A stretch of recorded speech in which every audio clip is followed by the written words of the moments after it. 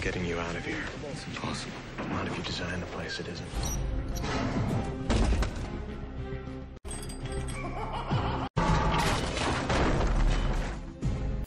Sound the alarm.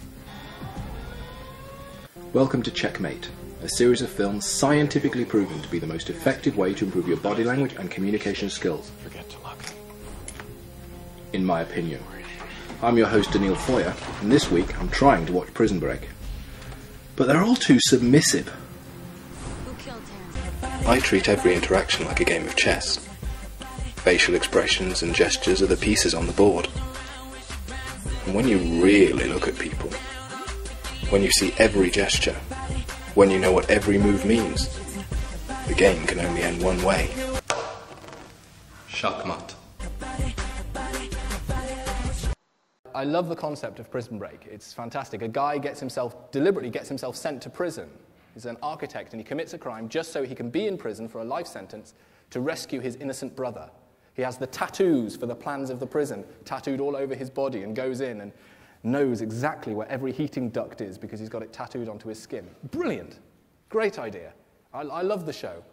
But I had a real problem watching it because all the time one of the actors would come in, playing the big tough guy in the prison, and they'd go, all right, hey, new fish, you're the new guy here. And they'd walk up and they'd nod to each other, sort of like, all right, what are you talking to me for? And it just destroyed it for me, because no prisoner with any kind of power or position in any prison would go like that. They would never nod their head down. If they did, they would be eaten. It would be like a piranha swarm. Because going like this is what we call a fragment. Even a tiny little nod like that is a fragment of a larger gesture, a gesture which we used to do in full but has shrunk down over the years. And so I'm going to show you now what this looks like in the full version. Some of you might not be able to see, but you'll get the point.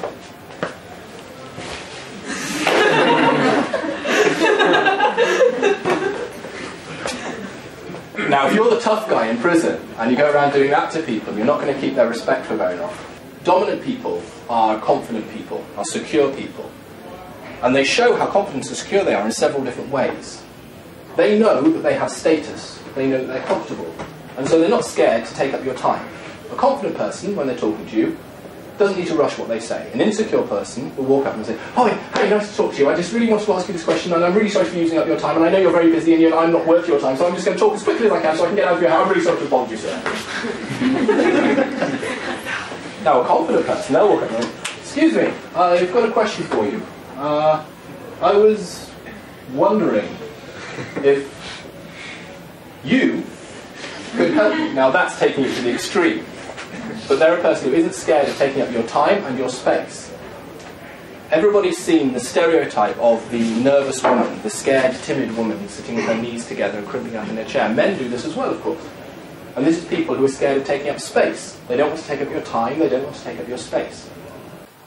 We all like to think that we're all these sophisticated, so clever, and we've got our clever inventions, our cars and our clothes and our computers and our internet. But look at what we use it for. We have the internet and we use it for Match.com and surfing porn. Vast majority of internet traffic. And so we're using this incredible technology we developed to pursue sort of the same goals that we had before. We're behaving just like monkeys and just like dogs, but with technology to do it with. And we do this with pretty much all invention. I mean, we invented the telephone and phone sex lines came along. We invent computers and internet porn. We invent video and it's porn that makes the video grow. And I'm sure that back on the old telegraph days they'd be like, beep, beep, beep, beep, beep, beep, beep, beep. What are you wearing? So we use all of our technology to behave like animals, because we are animals. It's not animals and then people, we're animals. We haven't evolved beyond anything. We're just animals that have got lots of clever props around ourselves so we can kid ourselves into thinking we're something else. And we behave in the same way that animals do. Just with our computers, it doesn't look like it, but we do. And when you look at people like that, you understand them from a whole other perspective. The first thing we do when we meet someone, we establish our dominance with that person. We establish the domination. Who is in charge? Who is in control? Men and women both do this. One of the most common ways is with eye contact. When you meet someone, you'll lock on eyes. And you won't do this lion thing of staring each other down. Because we've evolved all these ways to conceal it. But we still do it. We just cut down the time we take to do it. So we'll look at someone, and the first instant when you make eye contact with someone, often they'll give you a sign that you see them. A lot of people do the eyebrow flash. Hey. Now the eyebrow flash is a small piece of the fear face. And we do that to go, I'm afraid of you. But then the other person also goes, I'm afraid of you too. And if I'm afraid of you, you're afraid of me, neither of us are aggressive, so we're fine. We can be friends, we're cool. And so when we meet each other, we're always saying, I'm afraid of you. And that is why it's so uncomfortable. When you see someone walking down the hallway and you go, hi, and their face stays blank, they say, hello, and they don't do the eyebrow flash. And that's basically saying, yeah, you're my bitch. On an even more simple level, it's just the eye contact. Just like two lions standing there staring each other down. We do the same, we just don't do it for as long, like I said. They'll look at each other, we'll look at each other, and the first one to look away loses. We say, hello, hello, we lock eyes, first one to look away loses. And it takes less than a second before one of us gets up. I do demonstrations like this every once in a while. I don't do so many of the free ones, but I do these every once in a while. And one of the ways I promote them is by hanging posters. I hung posters for this one. And after a while, I'd run out. I'd hung more than I expected, and so I needed to get some more. And so I saw this copy place, old copy or copycat, something like that. And I went in and thought, I need some more. And I went up and I said, I'd like, let's say, 50 A3 prints. And she gave me a price that was like 4 times what I'm used to paying.